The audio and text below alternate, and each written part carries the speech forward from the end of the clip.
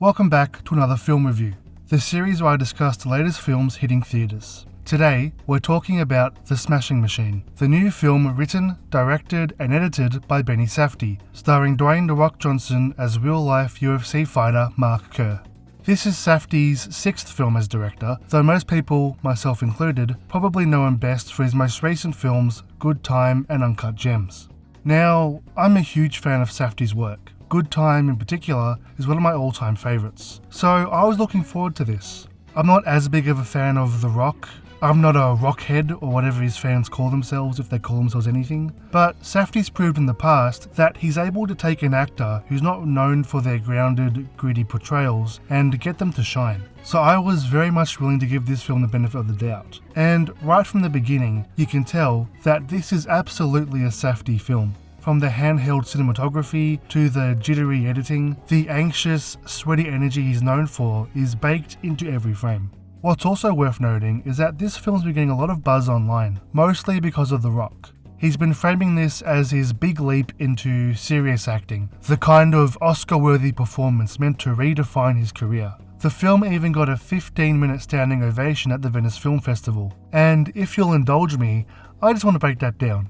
So, the average person falls within the range of 2.5 to 5 claps per second. Let's stay in that range and round it to, let's say, 3 claps a second. That's 180 claps a minute, and that's 2,700 claps in 15 minutes per person. Now, the film was shown at the Palazzo del Cinema at the Venice Film Festival, which has 1,032 seats. So, assuming that the room was full, that's 2,786,400 claps awarded to The Smashing Machine. What does that mean for the film? I've got no clue. But if The Rock can advertise his tequila brand before the film starts, then you can sit through my bullshit before I get into the review. It's trickle-down economics for content. If that long tangent didn't make it obvious, I don't have a lot of glowing things to say about this one. For me, I found The Smashing Machine to be disappointing, and well below Benny Safdie's usual standards. There are some things I like, and while I respect the attempt to dodge the cliches of the sports film genre, I found the overall package to be too broad, meandering, and repetitive to really recommend. But let's get into it. The film follows Mark Kerr's life from 1997 to 2000, from his dazzling highs to his crushing lows. The film moves between two stories, his troubled home life with his girlfriend Dawn, played by Emily Blunt, and his turbulent fighting career, as he tries to balance both while battling drug addiction. Safdie aims for a restless, chaotic portrait of fame, love, and self-destruction, but all those pieces never fully come together. But let's start with what works. Visually, the film looks great. Set in the late 90s, it uses some really cool vintage touches. Grainy VHS textures, zoom lenses, imperfect compositions, giving it the feel of a gritty documentary rather than a polished biopic. The camera never sits still, it's always moving, searching, shaking, trying to keep up, which gives it this raw, invasive realism that feels very Safdie.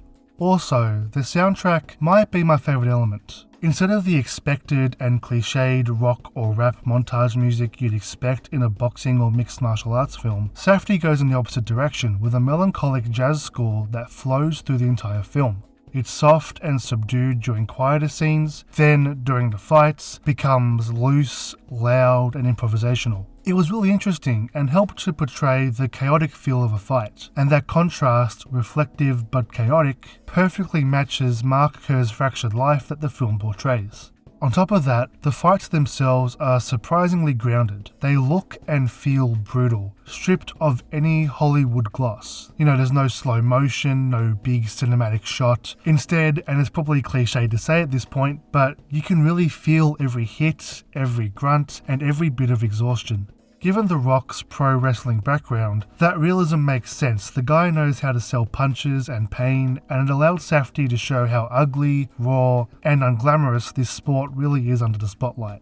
Performance-wise, everyone's good, but I wouldn't say anyone's exceptional. The Rock is fine. He brings his usual charisma and clear commitment, and there are flashes of real vulnerability in his performance. But I could never fully see him as Mark Kerr. It's still The Rock.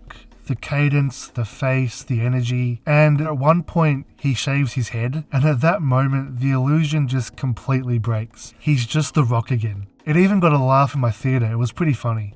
And that's where the film starts to wobble. Scenes feel missing. A lot of major events happen off screen, and it leaves us piecing things together after the fact. It's an interesting approach at first, like we're glimpsing fragments of his life, but when it keeps happening over and over and over throughout the narrative, the story just feels incomplete.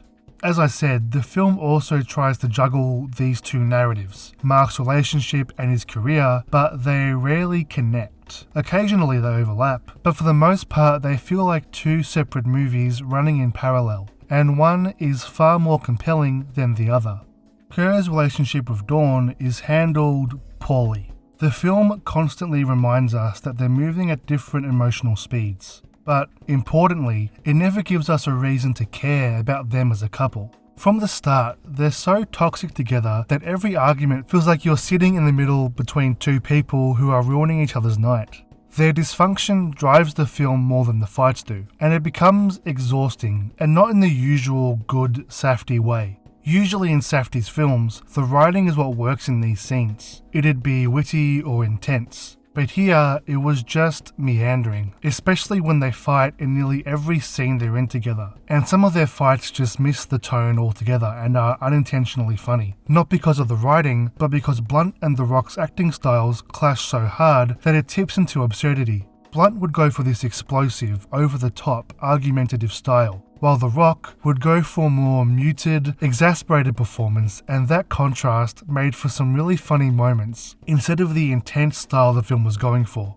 Now, to be fair, the film isn't boring, but it does meander. That's mostly because Mark's goals are never that interesting. You've seen them countless times before. They basically win fights and make money. But the film doesn't really sell either. We're told he's struggling financially, but we're shown him living in a huge house and he doesn't seem particularly broke. And emotionally, the film never defines what he needs from this relationship. Does he love Dawn, need her, rely on her? We never really know, which makes every scene between them feel like a tiring countdown to another argument. All of this was done to try and subvert the usual sports film tropes, but I'm not sure if the alternative it finds is any better.